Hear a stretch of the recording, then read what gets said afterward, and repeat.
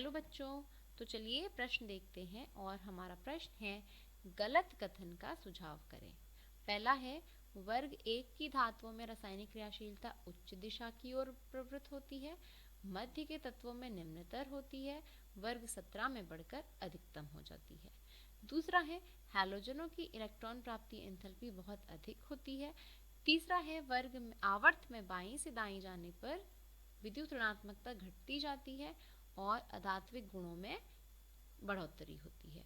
फिर चौथा विकल्प है उत्कृष्ट गैसों की धनात्मक इलेक्ट्रॉन प्राप्ति एंथैल्पी बहुत अधिक होती है। ठीक है, तो चलिए हम इस प्रश्न को हल करेंगे और सबसे पहले जो इसकी मुख्य अवधारणा है वो हम यहाँ पर लिख लेंगे। तो यह जो हमारा प्रश्न है यह तत्वों के आवर्ती गुणों से है, तो इसीलिए मैं इसकी जो मुख्य अवधारणा है इसमें यहाँ पर लिख सकती हूँ तत्वों के आवर्ती गुण। ठीक है, तत्वों के आवर्ती गुण।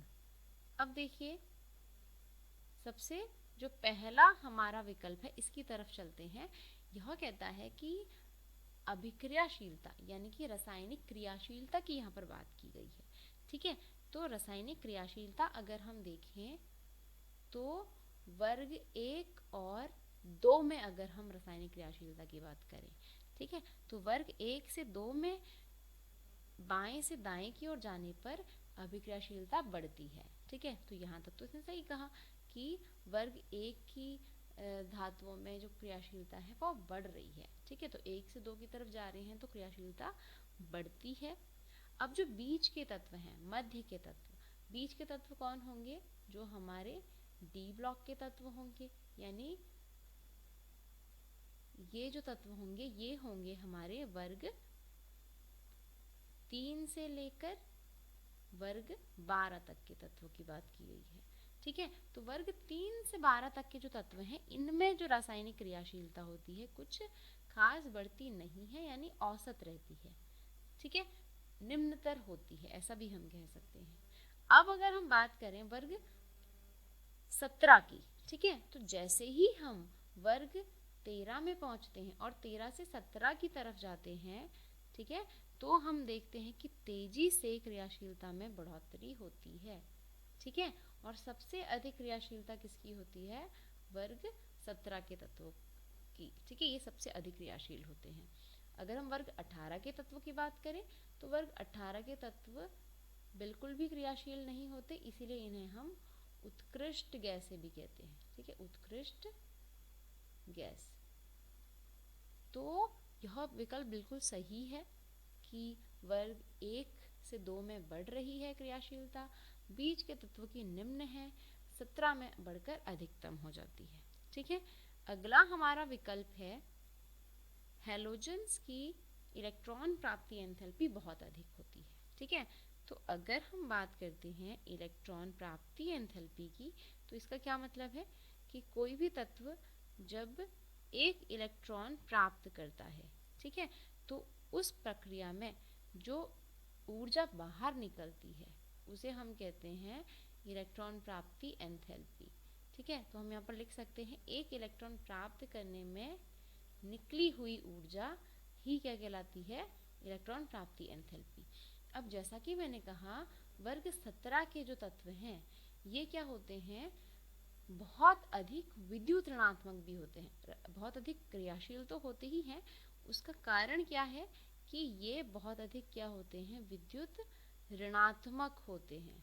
ठीक है, विद्युत ऋणात्मकता जो होती है सबसे अधिक किसमें होती है? वर्ग 17 के तत्वों में। ठीक है, अब ये जो विद्युत ऋणात्मकता है ये है क्या? विद्युत ऋणात्मकता का मतलब है कि अगर मान लीजिए कोई बॉन्ड बना हुआ है, जैसे मैंने वर्ग 17 की बात की तो एक उदाहरण ले लेते हैं, जैसे HX एक बॉन्ड बना हुआ है, तो X की अगर विद्युत ऋणात्मकता अधिक होगी तो इसका मतलब ये है कि इसके बीच में ये जो बॉन्ड है, इस बॉन्ड के जो इलेक्ट्रॉन हैं वो X की तरफ ज्यादा शिफ्टेड होंगे। ठीक है, X की तरफ ज्यादा होंगे, हाइड्रोजन की तरफ कम होंगे। हाइड्रोजन से X की तरफ, X ने अपनी तरफ इलेक्ट्रॉनों को खींच लिया। ठीक है, तो इसी प्रवृत्ति को हम विद्युत ऋणात्मकता कहते हैं। अब जो वर्ग 17 के तत्व हैं, इनकी विद्युत ऋणात्मकता बहुत अधिक होती है, जिसकी वजह से ये क्या करते हैं, इलेक्ट्रॉन को आसानी से प्राप्त कर लेते हैं। ठीक है, और जैसे ही इलेक्ट्रॉन प्राप्त करते हैं या ग्रहण करते हैं तो बहुत अधिक ऊर्जा इसमें से निकलती है। तो यही ये कह रहा था कि इनकी इलेक्ट्रॉन प्राप्ति एंथैल्पी बहुत अधिक होती है। तो यह कथन भी बिल्कुल सही है। अगले कथन की बात करते हैं, जो कि है आवर्त में बाएं से दाईं ओर जाने पर विद्युत ऋणात्मकता घटती है।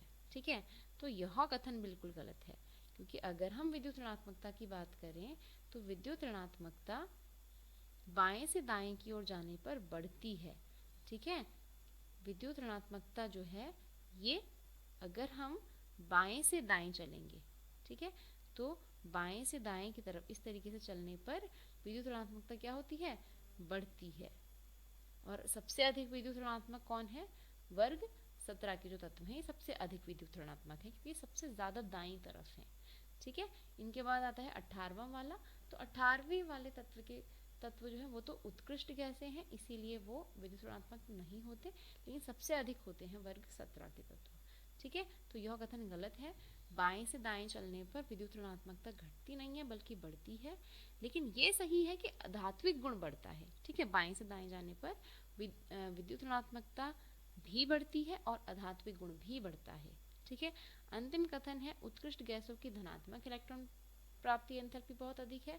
तो यह भी सही है, क्योंकि उत्कृष्ट गैस किसी के साथ भी अभिक्रिया नहीं करते, ना ही वो इलेक्ट्रॉन लेना चाहते हैं ना ही देना चाहते हैं। तो अगर वो इलेक्ट्रॉन लेंगे यानी इलेक्ट्रॉन प्राप्ति करेंगे तो जो ऊर्जा है बाहर नहीं निकलेगी, बल्कि उन्हें ऊर्जा और भी देनी पड़ेगी। ठीक है, हमें बाहर से क्या करना पड़ेगा, उन उत्कृष्ट गैसों को ऊर्जा देना पड़ेगा ताकि वो इलेक्ट्रॉन प्राप्त कर ले। तो जो हमारा सिस्टम है उसकी ऊर्जा बढ़ जाएगी, यानी कि इलेक्ट्रॉन प्राप्ति एंथैल्पी धनात्मक में होगी और बहुत अधिक होगी। ठीक है, तो इस प्रश्न का जो सही उत्तर होगा आपका, वो हो जाएगा आपका विकल्प संख्या सी, क्योंकि यही जो है गलत कथन है, बाकी के कथन सही हैं। ठीक है, तो मैं आशा करती हूँ आपको उत्तर समझ में आया होगा। धन्यवाद।